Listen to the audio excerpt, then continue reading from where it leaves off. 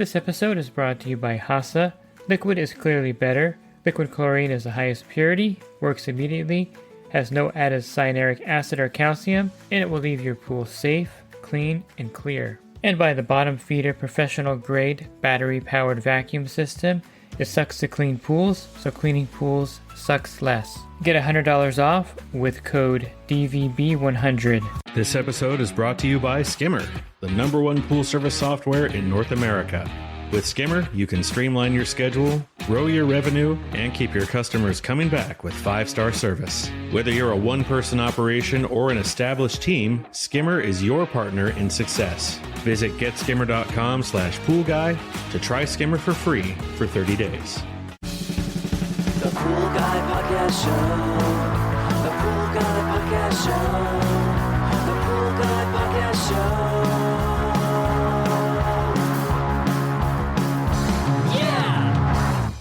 Hey, welcome to the Pool Guy Podcast Show.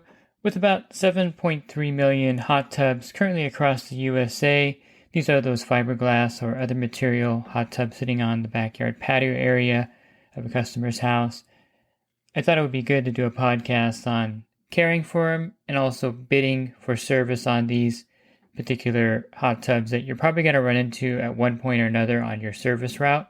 Are you a pool service pro looking to take your business to the next level? Join the Pool Guy coaching program. Get expert advice, business tips, exclusive content, and get direct support from me. I'm a 35-year veteran in the industry.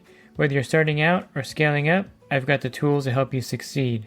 Learn more at swimmingpoollearning.com. And the growth of the hot tub market is really taking off. If you go to a local fairground, here in my area we have the LA County Fair. They take a big segment of the fairgrounds over. In fact, one of my neighbors purchased one from the fair. It was actually a pretty good price on it. I was pretty amazed at the discount they offered.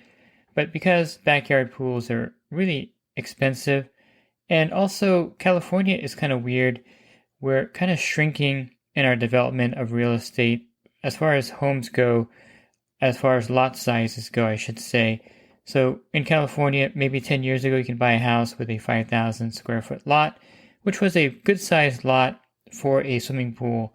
You can still put a pool in there without much issue, a small pool. But now to find anything more than, 1,000 square foot as your lot, and I'm not kidding, is difficult. And so these spas are really important for a lot of people that don't have a lot of area in their backyard to put a pool in. And the price of a swimming pool, of course, has exploded in cost to a point where people look at these fiberglass spas and they're like, well, yeah, $5,000 or $4,000. I definitely could use it. I go in there once or twice a week and utilize it. I don't really need a swimming pool. And so you can see the explosive growth out of these this particular segment of the industry. So like I said, you're probably going to run into one of these in the backyard. You may see it in conjunction with a pool and spa. A lot of people like them because they're right there on their deck. They just go into it. They don't really want to bother heating up their spa. With these, the nice thing, you can keep them pretty warm all the time with the cover on there and keep maybe the heater at 80. And if you want to use it, put it up to 100. Or some people even keep it heated all the time so they can use it. You're going to see a lot of these at Airbnbs. If you service Airbnbs, you'll see a lot of these hot tubs. It's problematic because they're not technically made for the kind of usage that they're put through at an Airbnb. And a lot of pool pros complain about it.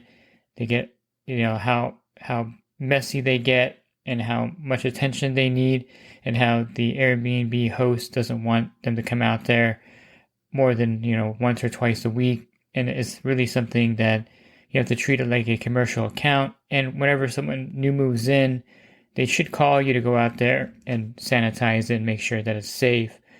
A lot of times, pool guys will just pass on these Airbnbs with these hot tubs because it's a lot of headache. But you'll find them, again, in a regular pool service account, and they may ask you to maintain them. A lot of homeowners actually just maintain it themselves. They find it fairly easy, and some owners will maintain it themselves. If you have one at an account with a pool and spa already there, you can, of course, adjust the rate to reflect that. You don't have to charge them the standalone rate for that. And rates will vary, of course, by region.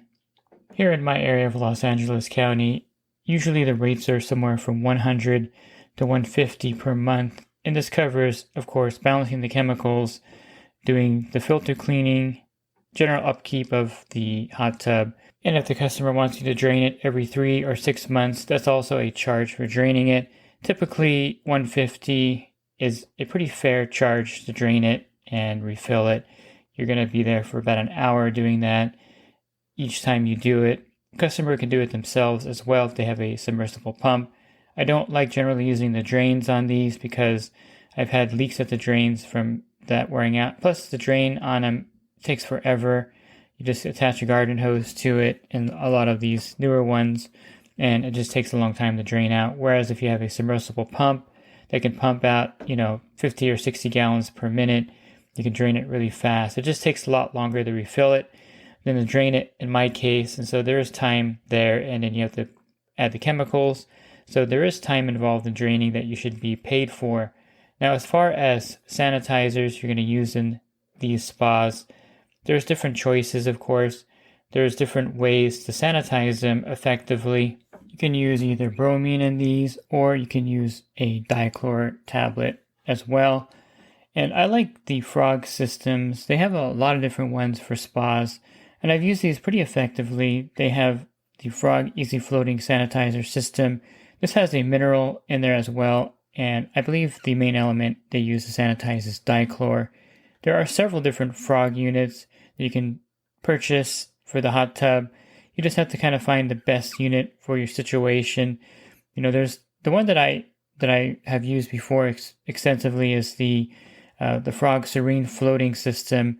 There's 2 kind of tubes on there, one blue and one yellow, and these, one releases the minerals, one releases the dichlor into the pool, and I find them effective and really easy to adjust. So those are a good one to purchase for your hot tubs on your route, and it's up to you to set your rate to either include this or charge the customer for it. I think including it sometimes is prohibitive because of the cost of it, so charging the customer, of course, for the Frog unit would be best in most cases.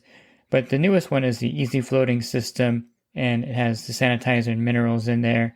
If you look at the reviews on Amazon, they get really good reviews because they're highly effective in maintaining a residual chlorine level, and the minerals will, of course, prevent algae from forming in these hot tubs. And yes, algae can form in these hot tubs. I've had some with algae outbreaks. A lot of times, the biggest problem you're dealing with is kind of a slimy feeling in the water or on the sides of it, mainly because of all the suntan lotions or oils they put in here. Some people will put scents in the spa, and if the water's not changed regularly, you're going to have a foam problem. I just recently did a podcast on foam, and sometimes you'll open this lid up and it's full of foam in there, and that can be taken care of by simply draining out the spa. Using some enzymes will help as well, but draining is usually the ultimate solution if you have foam in there every week and it feels kind of slimy. That means that the water is probably due for changing, and draining the spa is pretty easy to do. You just put the sump pump in again, like I mentioned, drain it out and refill it. It's really a simple process, and it's something that's going to give you fresh water and start over, and it's an easy thing to do versus trying to, shock it and use chemicals, because it's such a small body of water, so it's really hard to shock these things without creating a lot of odor. If you use liquid chlorine, I guess there was a myth that was going around a long time ago that if you're using bromine tablets, you can't use liquid chlorine in these things because they can't mix together. But I don't think that is the case. I use it all the time, and I think Bob Lowry also disproved this myth in one of my podcasts. So if you need to bring up the chlorine level or sanitizer level, you can use liquid chlorine. It's not a problem. You can also use sodium bromine if you have bromine tablets to bring it up. But of course, there is some controversy about the safety of bromine use in outdoor swimming pools, and EPA has recently changed it so that if you are using sodium bromine or bromine tablets, it's safe to use in indoor pools and also in spas that are covered. Although I would caution against using it in spas with built-in UV systems, because the UV is what the EPA has focused on as being the danger with bromine. And you can pull up one of the old podcasts I did with Terry Arco on that. And since I did mention UV, a lot of these newer spas, if you get into the really higher price versions, 10, 15, 20,000, they have UV and ozone built in. Not a bad idea because both of those are really effective in these little hot tubs. I wouldn't necessarily say they're highly effective in swimming pools. A 15,000 gallon pool, if you have a UV system, you have to run the water through there really slow. With one of these spas, you can run the water through the UV system built into the spa really slowly, which will make the UV highly effective. And then with the ozone is adding extra oxygen to the water. Those are great. I would recommend if you are going to get one of these, go with the premium one and have the UV and ozone already built in. That's not a bad idea, and it'll be a really effective way to sanitize it. Old school pool guy way, get a floater, get the dichlor tablets. The ones that I like are by Leisure Time. These are sodium dichloro S-triclorazine dihydrate and 99%, and these are pretty effective. Just put them in a floater. Don't overdo it because they'll release a lot of chlorine. And if you need to, just shock a little bit with liquid chlorine while you're there each week. It's kind of an old school method, but it is effective. You wanted to try the frog, I recommend that. I like the frog systems. Just about all the frog systems are effective for that. And then you can also get a saltwater generator. I did reviews on some of these saltwater generators. They're by Control-O-Matic.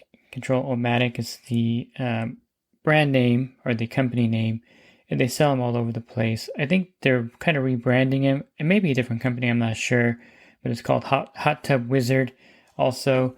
But the Control-O-Matic, and I have some videos on my channel on these things. You can find them. I'll pull up the videos here. You can find them easily. The ones that I did were on the Smart Spa Plus and then the Smart Spa unit itself. And you can find these videos, and they work really well. They're a great miniature saltwater generator, and they're highly effective. They have an app that gives you output control of them, and you can also get the indication for the sanitizer level of these units. So they're a good option as well if you wanted to go with a kind of salt system. They kind of float in the spa. They're something that you add on to it and you attach the control unit to the side of the spa, but they're also an effective way to sanitize these. Now there's all different levels of usage of these spas, and you got to keep this in mind when you're bidding. And I did mention the Airbnbs, and those should be bid like a commercial pool, where you're going to those multiple times a week when the Airbnb host has a new client moving in. You should be there before that point, and those should be drained a lot more often, and that should be built into your pricing of an Airbnb type if you wanted to take that on. But let's just say it's a regular family and they use it, twice a week. I've had some that were even more heavily used than that, and they can be problematic to maintain and time consuming. So that should be in your price as well. The one I'm referring to with the family that use it very often, the cartridge filter, I would clean just about weekly when I went to visit it because it would get really dirty. The kids, were really messy. They would get in there with sand on their feet. There unfortunately was a sandbox nearby where the kids played in. I don't know why people put that in their backyard because cats like sandboxes, but besides the point, they would always have sand in there. So I would recommend, of course, a WaterTech vacuum cleaner for these. These are great. The old school guys would be using the spa wand. I just think they're highly ineffective. You got to pump them and it just pulls the debris in really slowly. Whereas these WaterTech vacuums, I think the Catfish is a good one. The Pool Blaster would be another good one. And you can drop these in the spa and just suck up all the sand and dirt in there pretty effectively. So you'll be vacuuming them, in my opinion, every week if they're a heavy used, one of these heavy used ones. And you may find the chlorine zeroes out a lot in these, which is typical of the ones that are being heavily used. Now there's some that aren't being used much, and you would price those accordingly as well. I would price those lower, at the regular rate of $100 or $150 a month, because you're just doing the minimal there. If they're not used that much, then you're cleaning the filter maybe every 2 or 3 months, maybe once a month in some cases, and then you're draining it every 6 months. The ones that are heavily used, you want to drain more often. A lot of times the customers will drain them. If they do drain them, you want to make sure that they drain them right before your service day. So if your service day is a Wednesday, it'd be logical for them to drain it on a Tuesday. That way you can put the chemicals in and get it all set for them, or you do it yourself. As far as pricing with a pool back there and a spa back there already, you can give a discount. I don't have a problem with you charging, $65 or $75 to do that, because you're just stepping over a few feet and you're checking it. Now again, base that on the usage of that. If they're really using it a lot, and I've had a few people that had just the pool without a spa and they had the hot tub and they were using it heavily, and that is definitely not going to be enough, charging $65 or $75, because you're spending a good 15 minutes cleaning the hot tub and maintaining it. You're spending another 20 minutes on the pool, and that has to be priced into your pricing of that. I would just combine it all together as one price for the backyard pool and spa, and you may charge them a higher service rate than you would charge someone with an attached spa, because as you know, with the attached spa, the pool system is maintaining the chemical level. It's also maintaining a level of cleanliness with the spillway of that spa, and it's not going to be something that you spend 10 or 15 minutes cleaning. But if you're doing that with one that's back there, you should get paid for your time. All of this to say, time is how you set your rate. If you are spending a lot of time driving to one of these that are standalone and then cleaning it and maintaining it, that should be reflected in the price you charge. So if you're charging $100 for one that's very lightly used, that is on your route and it's only maybe 4 or 5 minutes out of the way, that seems somewhat fair. And if one is heavily used, maybe you're driving longer, $150, $175 would not be something out of the range to clean one of these with that scenario, because time is money and you could be doing a backyard pool. Of course, some of these are easier to maintain in the backyard pool, and that should be also considered in your price point. Prices again vary by region. If you're charging $120 for LA County for one of these standalone spas, that's not a bad price for one that's not being killed each week. And again, just set your price accordingly to your area. You don't want to be priced out of the market. If you have people doing them for $90 or $100 and you're charging $120 or $130, you're pricing yourself out of that market. And some of these can be really lucrative. I like doing these because they break up your pool route. You're doing 5 residential pools, then you're doing maybe 2 of these on your route that day. And they're kind of pleasant. You walk back there, you just vacuum them, you make sure the chemicals are balanced, and then you leave. The only drawback, again, is sometimes they're time consuming when you have to drain them, and they're a little time consuming when you're cleaning the filters on the heavily used ones. And I would say for the Airbnb units that are back there, those are a big headache, and you may just want to avoid those entirely. But if you do take those on, really have maybe multiple sanitations, get the chlorine generator, get the frog system, and then try to get there before the new client moves into the Airbnb for the few days they're there, because they're going to kill it and they're going to use it because it's there. What about repairing these systems and also programming in the runtimes? Each one's a little different. You may have a Cal Spa or a Sundance in my area, and you have to really go online and get the PDF manual in my experience, because they're really hard sometimes to figure out when you're at the site the customer wants you to set it to come on every day at like 2 p.m. or wants you to adjust something on it. Having that PDF on your phone makes it easy to look at and adjust for the customer the timing on it, because they're going to want you to do that sometimes. So you should be familiar with each different spa that's on your pool route, how to adjust it, and how to set things. And then when things break down, I wouldn't really advise you spend a lot of time trying to fix them yourself. If the heater's not coming on, you're going to take the panel off and you're going to be staring at this electronic heater. You're not going to know anything about it. You may Google things and try different things. I would rather you just refer it to someone locally that does spa repairs. Like in my area, San Gabriel Valley, Los Angeles County, I have a guy that I can refer to any of these spas that break down. He's really good. He'll go out there, he'll troubleshoot it, and he'll repair it and bill the customer. And for me, it's more hands-off with these. If there's a leak somewhere, you could take the panel off and start looking for it, but you don't know what you're looking for in most cases. Unless you want to become an expert at these things and really try to troubleshoot and learn how these things work. And they're all a little bit different, which is another problem. You definitely want to just refer out any problems to a local provider that fixes them. If you have a Cal Spa, you can call them and they'll refer someone out there to fix it. And I think it's a lot easier for someone to fix it who is experienced and who does this for a living, rather than you try to fix it. So I don't worry about a problem happening, because I have a repair guy that I can send out there for anything. Heater not working, a leak somewhere. They're pretty bulletproof in a lot of cases. They work really well, and there's not a lot of problems you run into with these things. But if you do run into a problem, you have to have a service tech available to help you out, because you probably can't fix it yourself in most cases. But programming it and setting it up is something that you should be able to do for the customer.